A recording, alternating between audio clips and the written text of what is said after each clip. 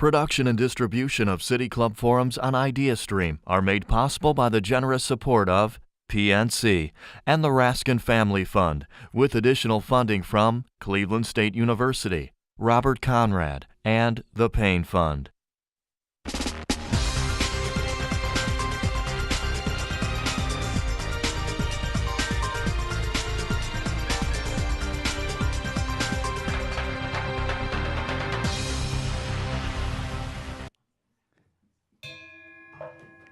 Good afternoon and welcome to the City Club of Cleveland. I'm Dan Moulthrop. I'm the Chief Executive here. I'm also a proud member. It's my pleasure to introduce our speaker today. He's the Orrington Lunt Professor of Education and Social Policy and the Director of the Institute of Policy Research at Northwestern University. His name is Dr. David Figlio. Today's forum is part of our ongoing series on education and education reform and education innovation, all sponsored by the Nordson Corporation, by the way. Thank you. And perhaps one of the most contentious issues in education today is the proposition that public money ought to follow a student no matter where that student attends school. This is often referred to as voucher program, but it can also include scholarships funded with tax credits. The first school voucher program, the Milwaukee Parental Choice Program, was established in 1991 to give low-income families more high-quality school options. Shortly after that, school voucher programs were piloted in Florida, right here in Cleveland, Ohio, and other places. Today, there are 39 similar private school choice programs across the country. Ohio's statewide Educational Choice Scholarship Program, commonly known as EdChoice, provides students from underperforming public schools the opportunity to attend participating private schools. It's one of 5 voucher programs available in Ohio, the most of any state in the nation. And part of what we're doing here today is to hear about this particular report from the Fordham Foundation, the Thomas B. Fordham Institute, which is, and this report is authored by our speaker today, David Figlio, and I'm just going to go with Professor Karbownik, because that first name is, well, I think it's Christoph, but it's just got a lot of letters in it. At any rate, and this is an evaluation of the EdChoice program, and this report is available just outside the doors, and it's being released today, and you're probably among the first to hear about it. The effectiveness of school vouchers, of course, has been debated since their inception. Proponents of school vouchers assert these programs allow students from low-income families the opportunity to attend high-performing schools that they couldn't otherwise afford. Critics argue that school choice afforded by the vouchers actually hurts the students who remain behind and drains resources from public education.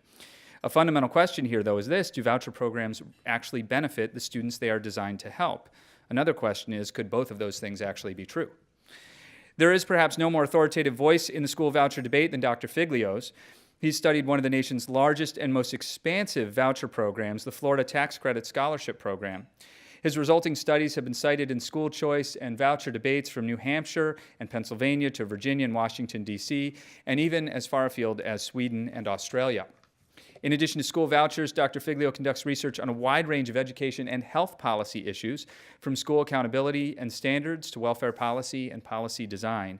He's also leading a National Science Foundation-sponsored national network to facilitate the use of matched administrative data sets to inform and evaluate education policy. Dr. Figlio has been at Northwestern since 2008. Prior to that, he was at the University of Florida, where he was the Knight Ridder Professor of Economics. He received his bachelor degree in business economics and public policy from George Washington University and his graduate degree in economics from the University of Wisconsin in Madison. Ladies and gentlemen, members and friends of the City Club of Cleveland, please join me in welcoming Dr. David Figlio. You got some water right here, too. Oh, perfect. Super. All right. I don't want to hurt your furniture, so I'll put this down here. Pardon me. It's a real pleasure to be here. As we were talking just before, I learned about the auspicious history of this organization. It's certainly one that I absolutely, as a member of the Academy, feel very, very strongly about. The notion that one should come in with no preconceived answers or about any contentious question, and that we let evidence be our guide. And for those of you who are either a strong voucher proponent or opponent, I think you'll probably find my talk today to be particularly unsatisfying.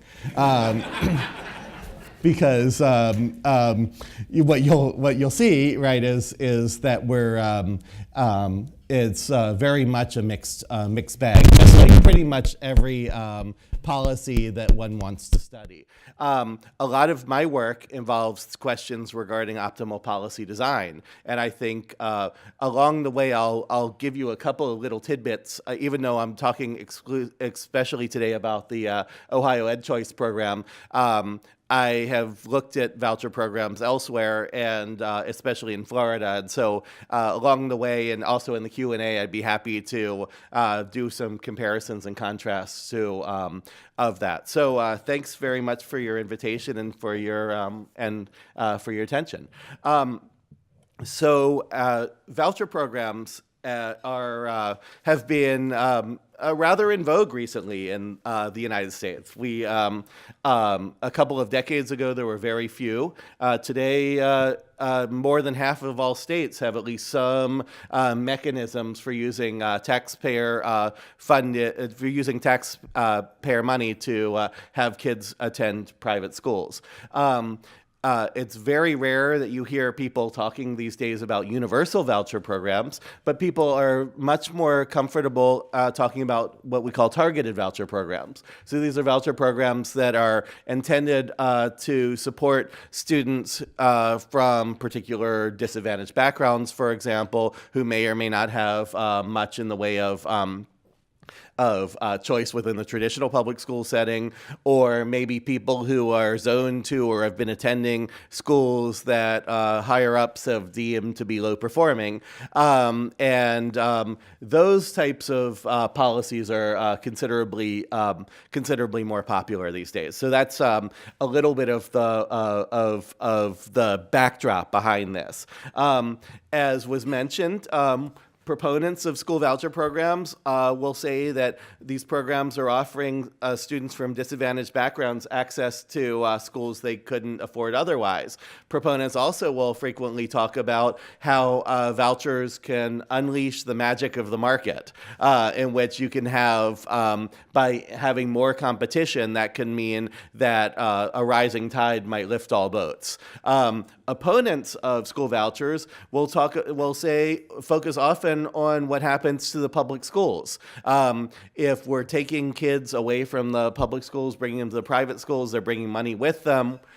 This could be hurting the students who are left behind, leaving schools with fewer resources, fewer opportunities, etc. This is a very complicated question, and since every program is different, this is one reason why it's so important for us to see what's actually happening in Ohio with the EdChoice program. As was introduced, there are now 5 different voucher programs in Ohio. I'm focusing on the school voucher program, which is tied to schools that the state has deemed low performing. It does not include the Cleveland program, which is a separate voucher program, for example. It also does not focus on the brand new, relatively brand new in research time at least, program that's focused on low income students. So I just want to let you know what I'm studying and what I'm not studying. I think it's useful to think about a few different questions. Whenever we're interested in school vouchers, and I apologize for people in Radio Land if we end up doing that, they have 2 slides with text on them here, but then there are going to be a couple of slides with figures, because this is a very number-rich presentation. So there are 3 major questions that people who are interested in school vouchers often are asking. One is the question, okay, well, what happens when students have the opportunity to attend a private school? Who goes? And of course, in this particular question, for example, we know a number of different things. So the EdChoice program requires that students successfully obtain admission to a private school before they apply for a voucher. So what this means, right, is that you have a set of students who have sought out a private school, obtained admission to the private school, and then obtained access to a voucher. That's not the way it happens in a lot of different places, and I'll talk about that later. But that's an interesting question then. Who goes through those various steps? The second question is, what's happening to the reading and math performance of students who remain in traditional public schools? Of course, we're interested fundamentally in many more questions than reading and math performance. However, reading and math performance are the things that are easily measurable using universally collected data. And so, obviously, this is just a tiny fraction of the set of outcomes we really care about, ranging from college and career readiness to how good of a citizen you are to self-concept and satisfaction with your life, etc. We can't measure most of those things, certainly not with administrative data. And so this is one of the somewhat unsatisfying things that happens with large-scale education research, is that we're often limited to this. Now, that said, we do care about students' numeracy and literacy. They are highly predictive of long-term outcomes we care about, like high school graduation, like college attendance and completion, like labor market outcomes, like staying out of jail, like civic participation as adults, all of the things that we all care about. But it's just an indicator. But that said, it's one indicator out of many, and that's the only thing we're really able to measure. And then the other one is, so that's looking at the kids who are remaining in the public schools. How about the kids who move to the private schools? What are the effects of EdChoice participation on the reading and math performance of students going to private schools? Now, the first question is very easy to study. It's just descriptive. We can take a look at numbers. You don't need specialized training to be able to measure, to be able to answer that first question about when students have the opportunities to go, who goes? The other two questions are much harder to study, and you can't just go and say things like that last question, for example. What's the effect of participation on reading and math performance? It's tempting to say, let's take a look at the kids who are participating in the program and the kids who are not participating in the program, just compare the two. But that's not the way we want to study that, because if you just compare one group to another, you're assuming that it was random that some of these kids were participating in the program. But we know it's not random. There are all different reasons why people might be participating. In some regards, if it was random, first question would be pretty boring, right? Because there would be nothing special about the students. It was just a coin flip. Well, we know that there are lots of different reasons why people choose to go to a private school. Lots of different reasons why they may be eligible to go to a private school, et cetera. And so you can't, in order to make an apples to apples comparison, that's where you have to start slicing and dicing the data in particular ways. And I promise you, I'm not going to spend a lot of time on statistics, but it is useful, I think, when you're evaluating evidence, including my own, to think about what are the assumptions that we've made when we're trying to come to the conclusions that we've come to. By the way, in case you want to know how to pronounce my co-author's first name, since you all like basketball, I understand, in Cleveland. Most people in one of the most famous names in basketball actually looks very similar to that. It's Coach Krzyzewski at Duke. So now you know that you can pronounce my co-author's first name. It's Krzysztof, because that's how you get figure out all those Z's. All right, so I don't know much about basketball, so I figured that was a great opportunity to congratulate you. I understand there's other things that are happening in the city sometime soon as well. All right, so I'll just give you a little bit of a timeline now, and then we'll move on. So in June 2005, the Educational Choice Scholarship Pilot Program was put into place. It took effect in 06-07, and it was limited to a very small set of schools. Those schools who were assigned so-called academic emergency status 3 years in a row. This was a very small amount. Before this actually even took place, in spring 2006, the rules were relaxed so that it was academic emergency or academic watch, the two lowest levels, the D or F, for 3 consecutive years. And in the 2006-2007 school year, just over 3,000 students from 99 traditional public schools ended up attending private schools under this program. In December of 06, the eligibility criteria were further relaxed. Now you could be academic emergency or academic watch in 2 out of 3 years. And so in 2007-2008, the number of students eligible went up by a fair amount. The number of students participating more than doubled. That should be 213 schools, not 2,013 schools. And now by 2013-14, now we were up to 18,000. Now over 20,000 students participating in the program. And in 1314, the program was expanded to include economically disadvantaged students as well. Now, I'm showing you this timeline because the timeline is very important. In order to get credible estimates of those questions I was asking, you need to look back in history a bit. And we're going to take advantage of these, frankly, idiosyncratic program rules. Now, idiosyncrasy is not great necessarily for public policy, but it's fantastic for research. And the reason it's good for research is that you can start to find people who are very similar in a lot of different ways. And the fact, for example, that we look at the 2 out of 3 years being academic emergency or academic watch makes it very, very easy to start to come up with apples to apples comparisons. So because of that, almost all the data that I'm going to be presenting for you today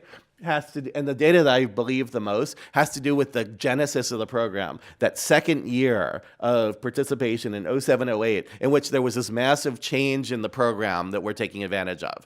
That reduces somewhat the excitement from a policy discussion, because now we're looking at water far under the bridge. But if the idea here is we want to first try to get some benchmark as far as what were the effects using the most credible ways we can possibly try to do it, that's the reason I'm doing that. All right, I think that's the only technical stuff I'm going to talk about. So let me share with you some results in the next 15 minutes. So the first question, right, is this question about who chooses the program. And of course, right, there's a lot of things that we mean by who chooses, right? This is a person who had to find a private school, want to go to a private school, find a private school, obtain admission to the private school, and then receive a voucher. All right, now what we're seeing here is the prior reading performance. You can look in the report, which is readily available, and you can see for prior math performance as well. These are the participants versus those who are remaining in the public school. By the way, everything you're seeing with test scores are standardized. So the mean in the state of Ohio is 0, and the standard deviation is 1. So you can imagine that like a standard deviation is like 150 SAT points type of thing, just to give you a little bit of a sense as to something. I have a kid who's going off to college in Oregon, by the way, in the fall. So we're all thinking about the SAT or ACT, right? So the first thing you notice here is the solid line. I'm sorry again for people listening. The solid line up top are the kids who are going to the private schools. These are in any of the given years in the program, and the dashed line below are the kids who were eligible but remained. And the first thing you can see here is that the set of kids who are going to private. First of all, these are low-performing schools on average, right? And so this means that the typical kid attending these schools is performing much worse than the state average. But conditional on being in one of those schools, the relatively high-performing students in reading, and the same thing's true for math, are the ones who are going to the private schools under the program. And we can see that both for overall as well as in your first year of eligibility, that again, the patterns are such that the set of kids who are going to the private schools are comparatively high performing relative to the set of eligible kids who are staying in the public schools. Now, we also can look at economically disadvantaged. And in the report, I share a bunch of different things too, but we don't have a lot of time for that. So economically disadvantaged, again, the next thing to notice is that these are schools that are overwhelmingly low-income schools. These are not rich schools serving rich populations. So, but then also, if you look at the typical student, over 90% of the kids who are eligible but remain in the public schools, traditional public schools, were economically disadvantaged.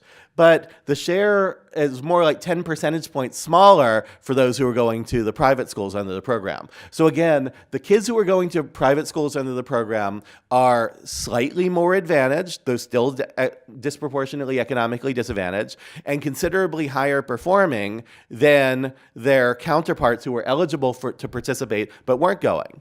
Now, I'll mention briefly that in the state of Florida, where I studied extensively, extensively, these lines were reversed. And one of the reasons in Florida why the lines were reversed is that in Florida, participation was based on, categorically based on economic disadvantage. You had to be economically disadvantaged, but then everybody who was economically disadvantaged was eligible. Now, why would that then lead to this reversal? Well, I think part of the reason behind that was that if you look in Florida, then there are lots of economically disadvantaged students in A schools, and also lots of economically disadvantaged kids in F schools. And so there was no link between the nature of the school kids were going to and their eligibility, like there is in Ohio. The other thing then we see in Florida, which is kind of an interesting thing, is that the application process was reversed. So in Florida, you first apply for a voucher. Once you receive a voucher, then you can choose. Then you apply to private school. And so I think that again, this is my professional judgment rather than me speaking on behalf of any other organization. But my professional judgment is one of the reasons we probably see this reversal between Florida and Ohio is that in Florida, it's much easier for disadvantaged kids to access the private sector through the voucher program than it is in Ohio. Now, that's something that in a couple of years, you'll be able to study this looking at the more recent data, and I look forward to somebody doing that because I think that will help to see whether or not when you release one but not two of these differences, how does that change? Okay, So that's the first piece of information. Now, moving on to the second piece of information, we're interested in looking at the question of what's the effect of participation on, what's the effect of EdChoice eligibility on traditional public school performance. All right, so now the way in which we want to do this, right, is we want to try to come up with an apples to apples comparison. We can't just go, if you were to just go and look at the public school performance of all the EdChoice eligible schools and the public school performance of all the ineligible schools, you would get a pretty false comparison, right? Why? Because the schools that are eligible become eligible on the basis of measures of their performance. Now, it's debatable as to whether that's the best measure of performance, but it is an indicator of school performance. And if you were to go and compare these, you'd be comparing a set of schools that the state called not so good to a set of schools that the state called much better. Well, I think we all know what that comparison would look like, but that's not the effect of the policy. That's the effect of all sorts of things that tie together, from things that the schools are doing to things that are related to the background, financial capacity of local communities. All sorts of different things could explain those differences. So how do we go about dealing with that? Well, I'm going to use one or two technical terms in this talk. I'm going to use a term called regression discontinuity. I promise I can explain that to you in a sentence or two. So the idea behind it, in order to come up with an apples to apples comparison, is you want to find two schools that are basically identical, but for the fact that the kids in that school became eligible for the voucher, and the other, they didn't. So basically what you want to do is line all the schools up along some continuum and then find some place where there's some discrete change that's arbitrary. Well, you can't get more arbitrary than what most states end up doing, which is they had to draw a line somewhere. And there were two different things that were arbitrary. And by arbitrary, I don't mean bad. I just mean you have to draw a line somewhere, right?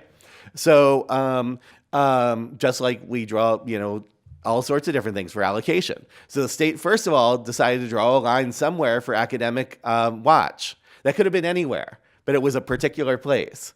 And then the fact that in that second year of the program, they changed it so it was the 2 out of 3. That means you're lining up against their second best score. And are you just over the line or just under the line in terms of the second best school with academic watch? It becomes much clearer. So then with what you do with regression discontinuity, and there's some pretty pictures, for a data geek, pretty pictures in there that you can look at. You can line everybody up. You can see what the growth is in test scores. You can get at some underlying relationship between the second best score And you can see whether there's a discrete jump in performance that happens at exactly the place where some kids become eligible for the voucher and other kids don't. And that's what we did. So I'm not going to show you those pictures.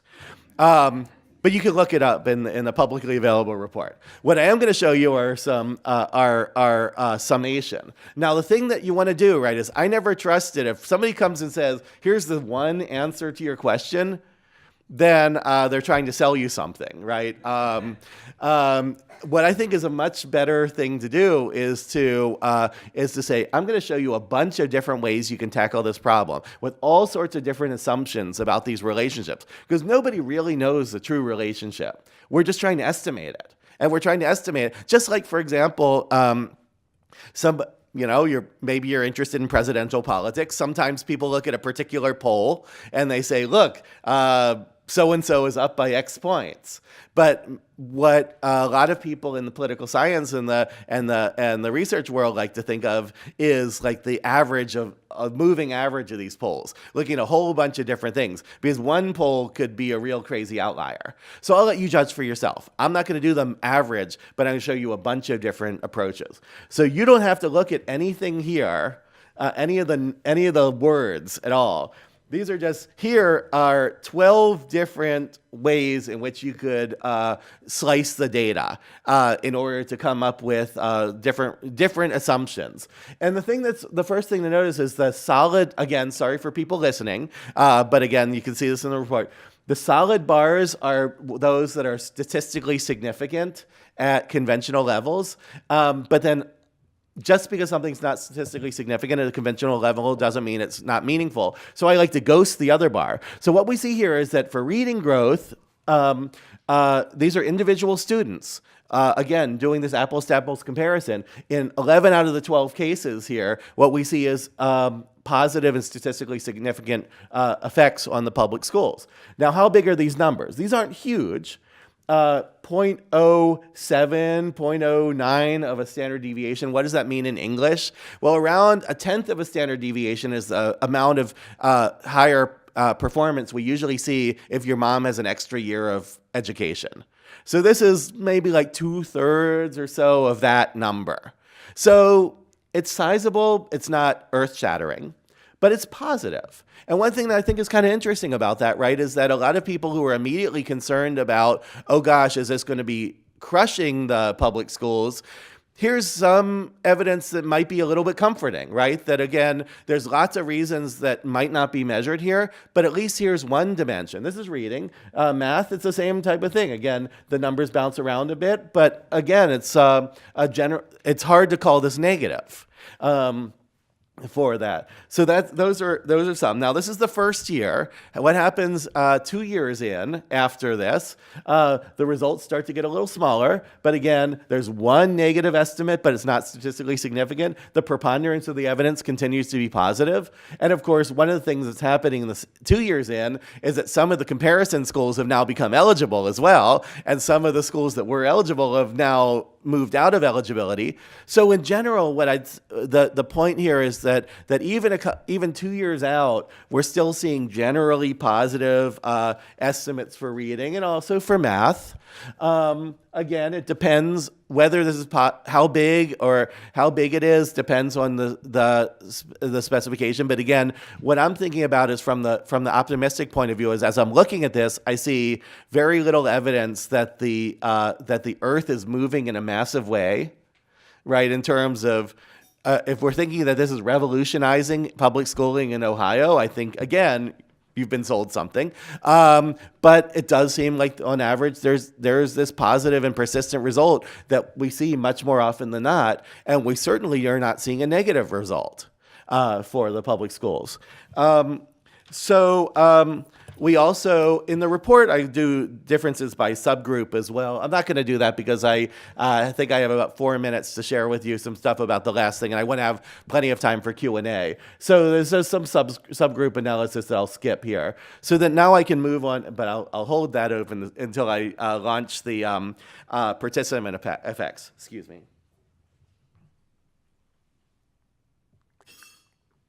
Sorry, I'm recovering from a bit of a cold, so I apologize that you're listening to that.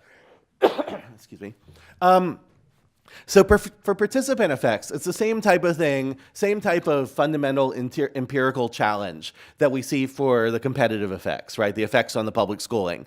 For participant effects, what we're interested in is we want to make an apples to apples comparison. Comparing a kid who's attending a private school under the EdChoice voucher program versus a kid who is identical to that kid but didn't.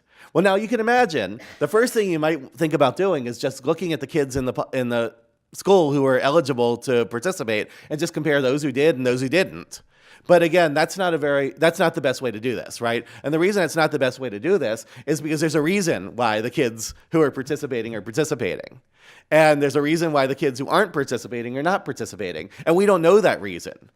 And so we'd be making very heroic assumptions if we just said, okay, we surely have solved this problem.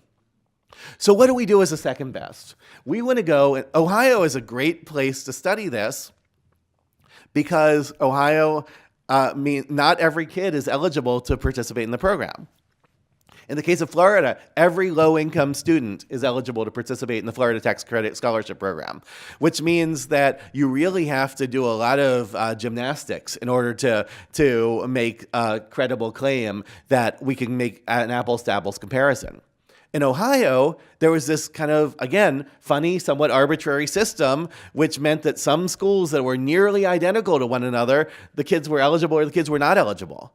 So we can go and find every kid who's participating in the voucher program and then find the kid who looks identical in all the observables, their past history, the school measures of school quality and that type of thing, but is just over the line in the ineligible schools.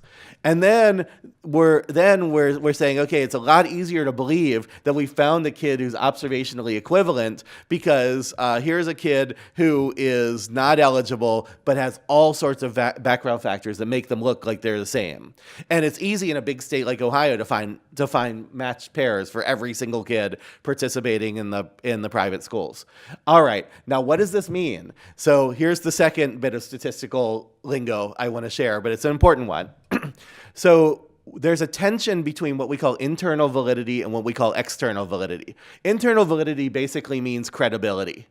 So we want to be able to say, this is the most credible way we can think of to make an apples-to-apples comparison.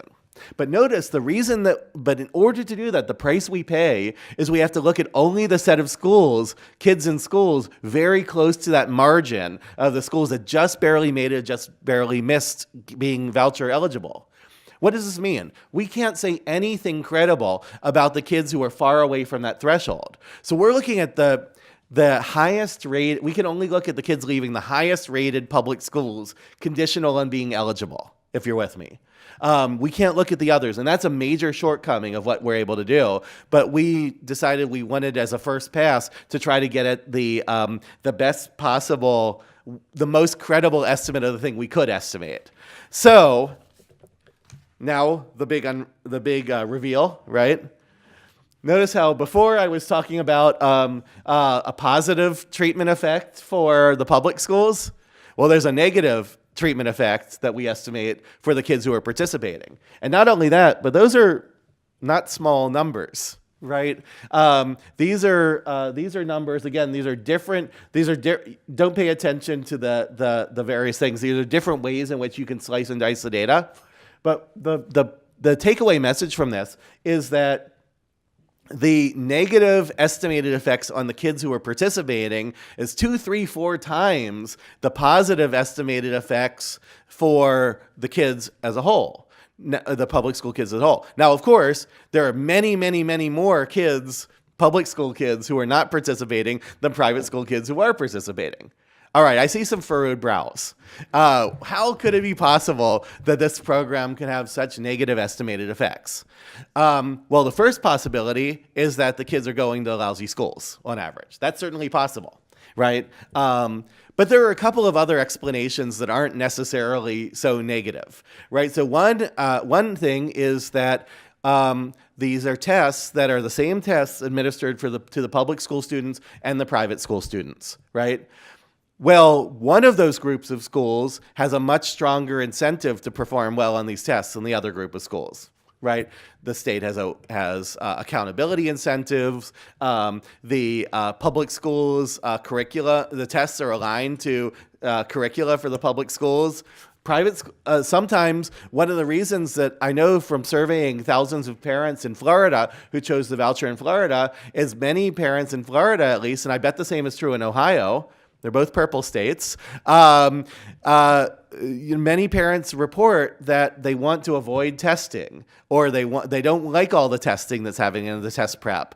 And so that could be one reason why people are actually choosing private schools. You might imagine the private schools that aren't focusing as much on these tests might not do as well on the tests, all else equal. Or maybe they want a different curriculum. Now, again, that could be a positive, that could be a negative. To the degree to which the test measures the types of things we really want kids to know, then maybe a different curriculum is not so great.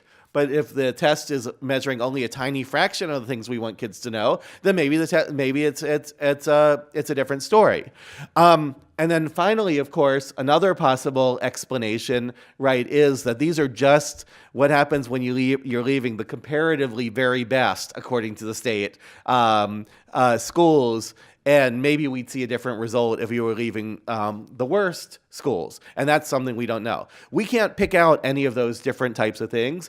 All I know is it's got to be some combination of these. And this is where I view this as the beginning rather than the end of study. I think that I personally hope that the state and members of the media and school districts, et cetera, will try to do a deep dive into which of these three types of explanations might be the thing going on. And that could involve both quantitative and qualitative results.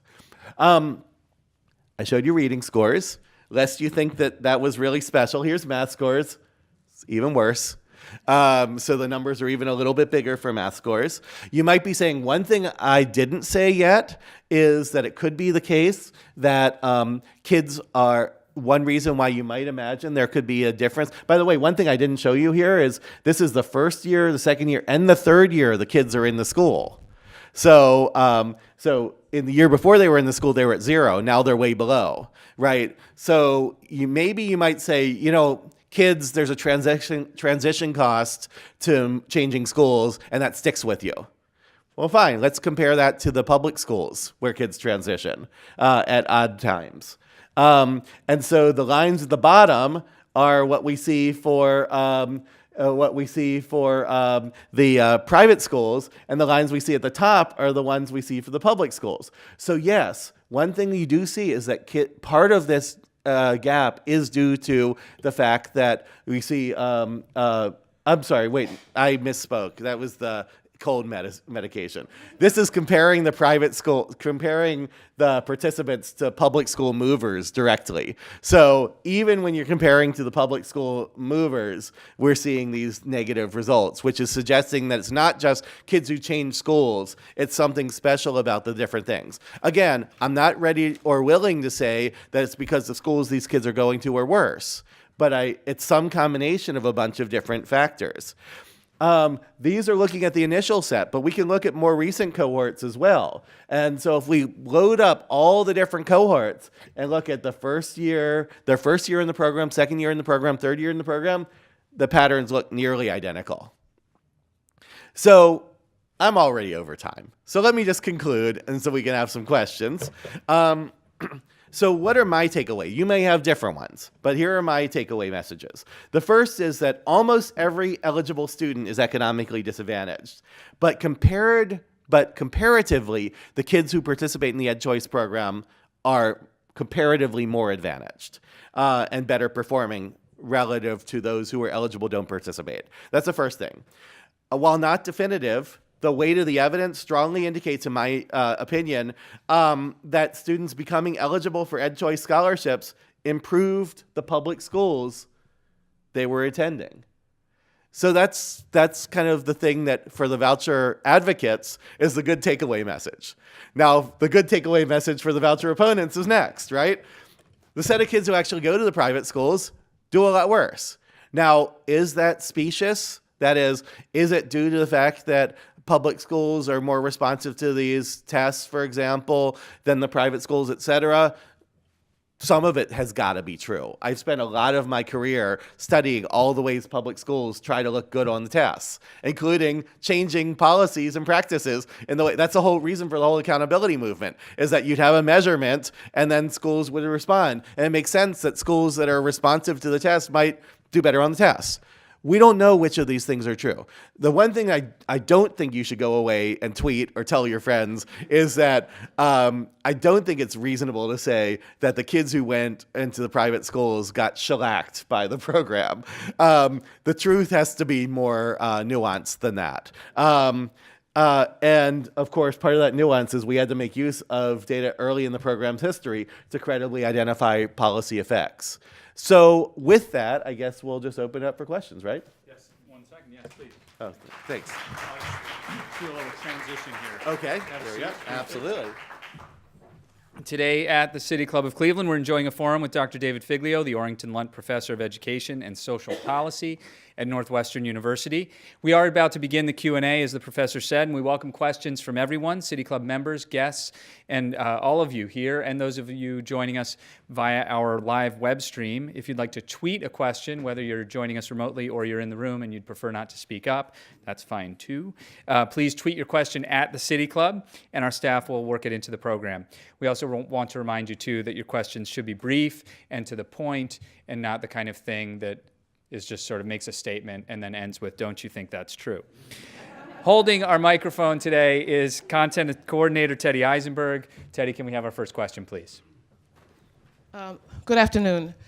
My name is Merle Johnson, and I'm a candidate for the Ohio State School Board. And the reason that I'm running, one of the reasons I'm running, is because of programs like school vouchers and charters that continue to drain money from our public schools and then expect our public schools to do well, which makes no sense.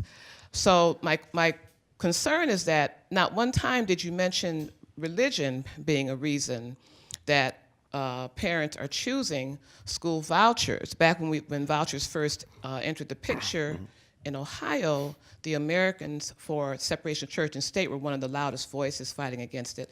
So what is the figure? I saw 80%. What is the correct figure of schools that actually are religious schools, and isn't that a reason that parents are choosing to go to these schools with tax dollars? Thanks for your question. So I'll answer this in a couple of different ways. Still briefly though, don't worry. I wasn't really able to study that question directly in the case of Ohio, but I'll now speak to information we know about from other places. So first of all, it's absolutely the case. I don't know the precise number, but somewhere between 3/4 and 4/5 of students are attending religious private schools, largely parochial schools, although not exclusively, religious private schools from on this program. The same was true in Florida, which I've studied more extensively. In Florida, I carried out a very extensive survey of parents who were participating, as well as parents who were eligible but did not participate. And religion did come up as a major driver. So when people were asked, well, why are the reasons you want to choose another? Why are the reasons you wanted to go to a private school? Invariably, for most cases, 3 or 4 different things came up more often than not. One was about academics. They felt like not necessarily the private school had better academics, although sometimes people said that. Sometimes it was a different academics, different curriculum.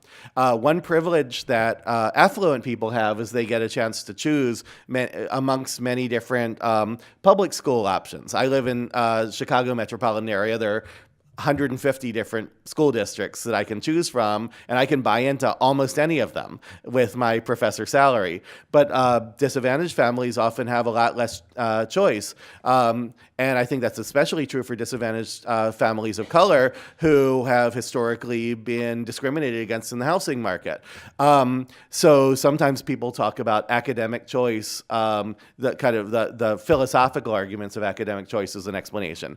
But right on the tails of that, tail of that are two other things. Sometimes people talk about safety and security, and just as many people talk about religion. So a good number of students, I don't have a number at the top of my head, I'm going to say, though, at least a quarter of families who are choosing this, religion is the primary reason they're choosing that. Now, I'll leave it to other people to think about whether or not that's a good or a bad thing. From a scholarly perspective, I don't have a position on whether using taxpayer money to fund people going to religious schools is good or bad, but that's a political issue that people should talk about. Some people may say, okay, what matters is we're interested in funding students to go to school. In other cases, people may say we really want to make sure that there's this is only non-religious schools or only public schools, and that's an area for politics. So I admire the fact that people who are interested in running for the school board are having those types of conversations. Sure. Hi, thank you so much for your research. It is really incredible to hear. I'm curious about what your gut feeling is. I mean, I know you've done a lot of research, but your gut feeling about using a market-based perspective to apply to public education. I know we've seen over and over again that the market-based perspective doesn't work with police department, fire department. So what's your gut feeling about having that perspective on public education? So market-based, I'm an economist by training, and so a lot of times the biggest proponents of market-based reforms in education like to focus on one part of the competitive model that we see in Econ 101, but forget some of the other parts of it.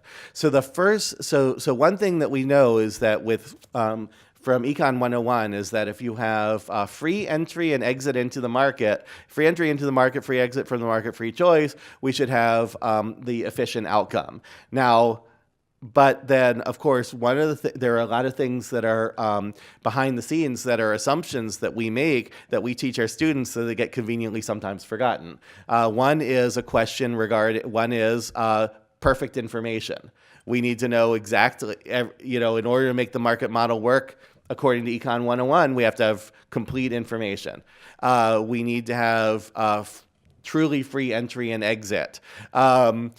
And those types of things are the grease which makes the competitive market go. Well, in reality, we're far away from that, right? We don't have perfect information about schools. People don't have complete access to all sorts of different choices. There's not perfect free entry and exit. All of those things are limitations. And so with all of those things being limitations, that's immediately going to be moving away from the perfect world.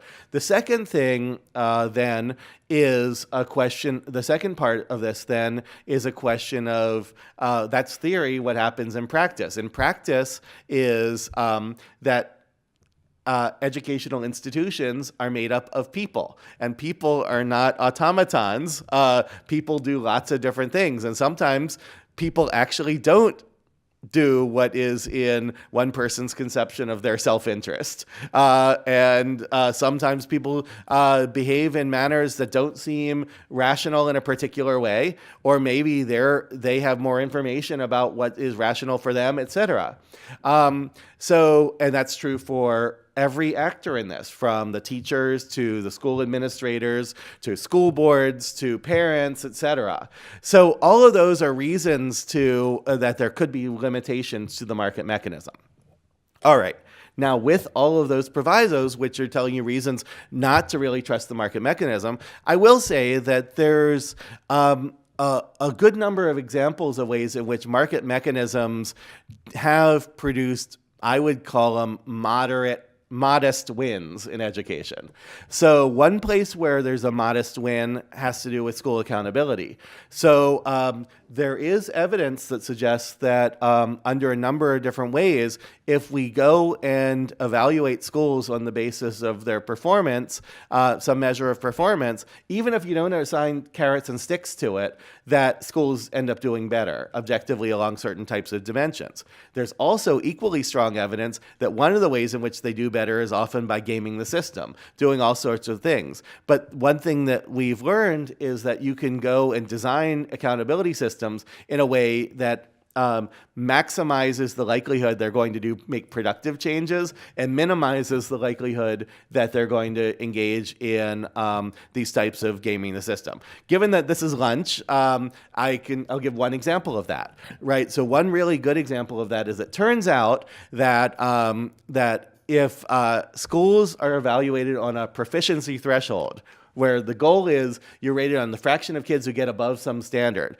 It turns out that one thing that schools actually have learned how to do is juice kids' school meals. So it turns out, this is a fun fact for those of you who ever want to get ready for some big thing. Just like athletes who carbo load before a race end up doing really well, you actually can carbo load right before a test as well. And for about 90 to 150 minutes after the massive sugar intake, you actually are operating at a higher level of brain performance. Schools realized that and manipulated kids' calorie intake, and it actually worked in Virginia, which is a place where I studied that.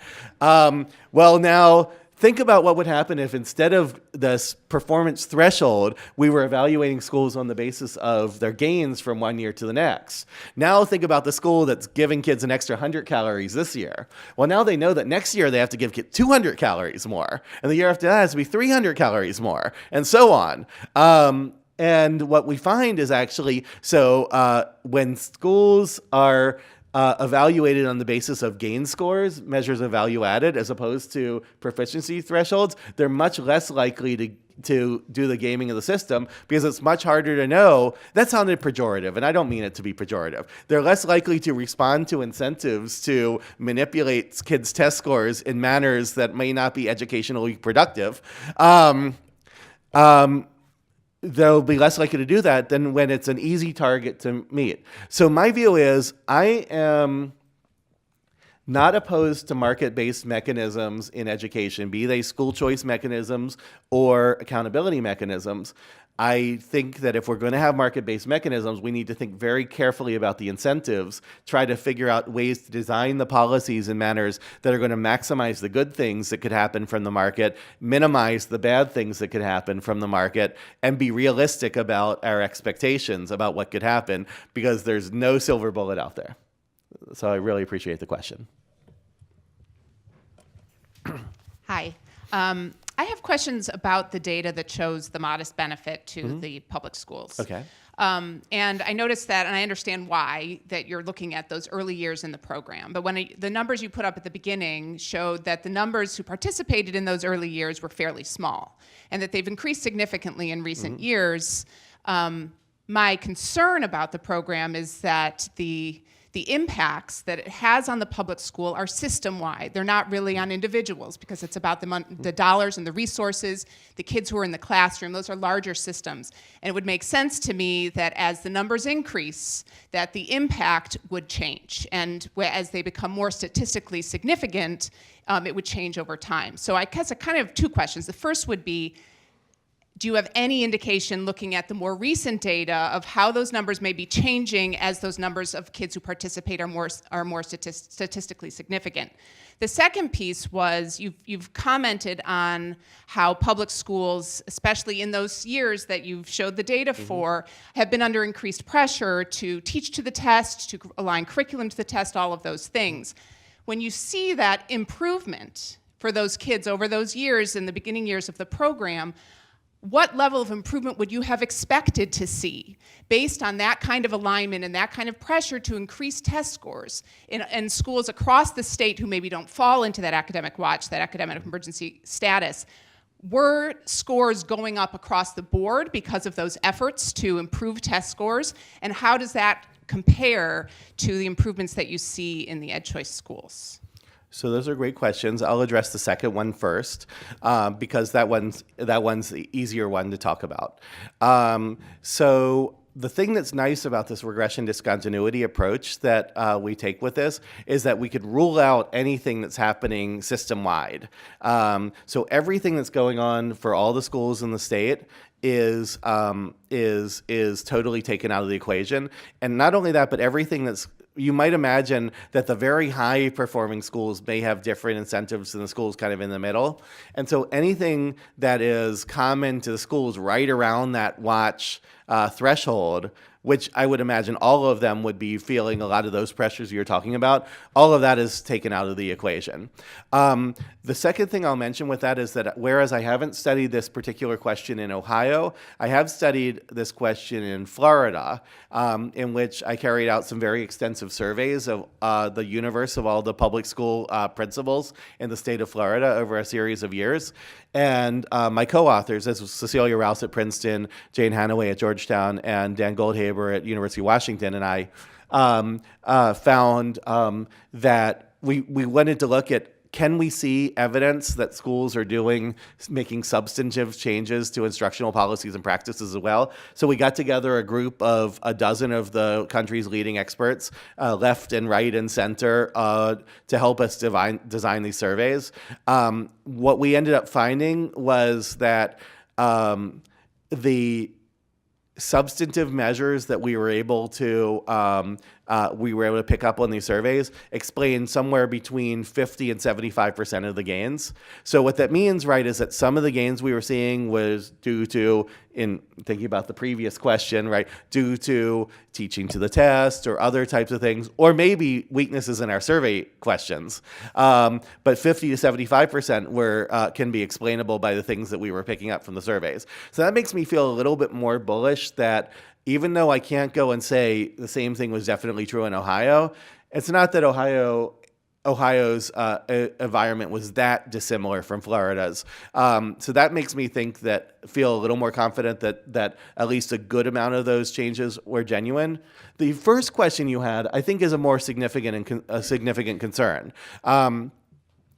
What happens when the size of the program grows? Now, the size of the program is still very small relative to the set of people who are eligible for the program. And so my gut, because I can't say this definitively, my gut, having studied this in other locales, is that we haven't gotten to a place where we would have reached a tipping point. Now, maybe there are some schools for which we have.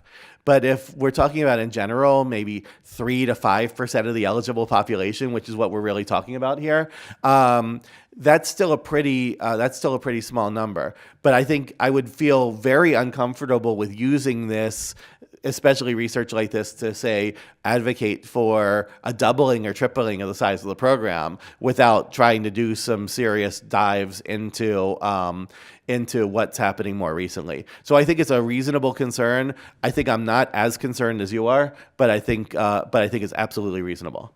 And it says one last question, right? No, I think this is We're it? One quick. One quick? One more. There you go. Okay, I'm not sure mine is quick. Uh-oh. But it's actually, it is a concern. It may be quick because you might not have an answer to it. But I am concerned about voter support for public education and how EdChoice plays into that.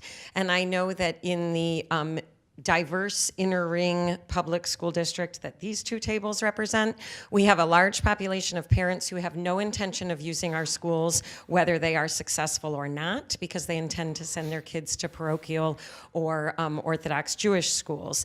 And my concern is that those people may be choosing to vote against our schools in things like school levies, which is the unfortunate way we fund our schools in the state of Ohio, and that would be with the intention of directly financially benefiting themselves, because they know that if a school levy fails, that certain cuts need to be made, particularly to those people in support positions who may be most likely to help disadvantaged children succeed, and that then test scores may go down and schools may fall into EdChoice, and therefore those families can benefit from the financial benefit of that.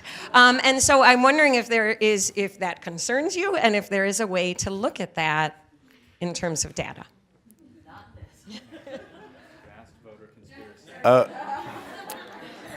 So, You've got 30 seconds.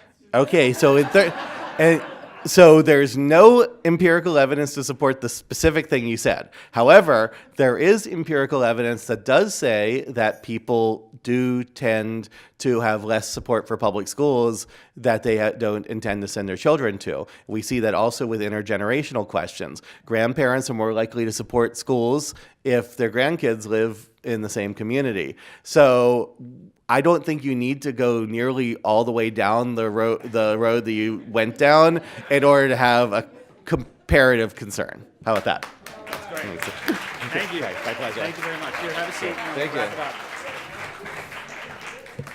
That was the briefest answer to the longest question I've ever heard. Today at the City Club, we've been enjoying a wonderfully insightful forum with Dr. David Figlio of Northwestern University. Dr. Figlio appears as part of our Education Innovation Series, which is sponsored by the Nordson Corporation. We thank you very much for your continued support.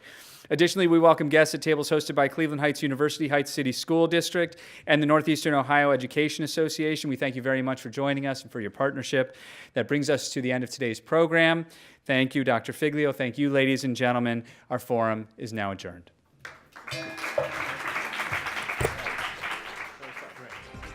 For information on upcoming speakers or for podcasts of the City Club, go to cityclub.org.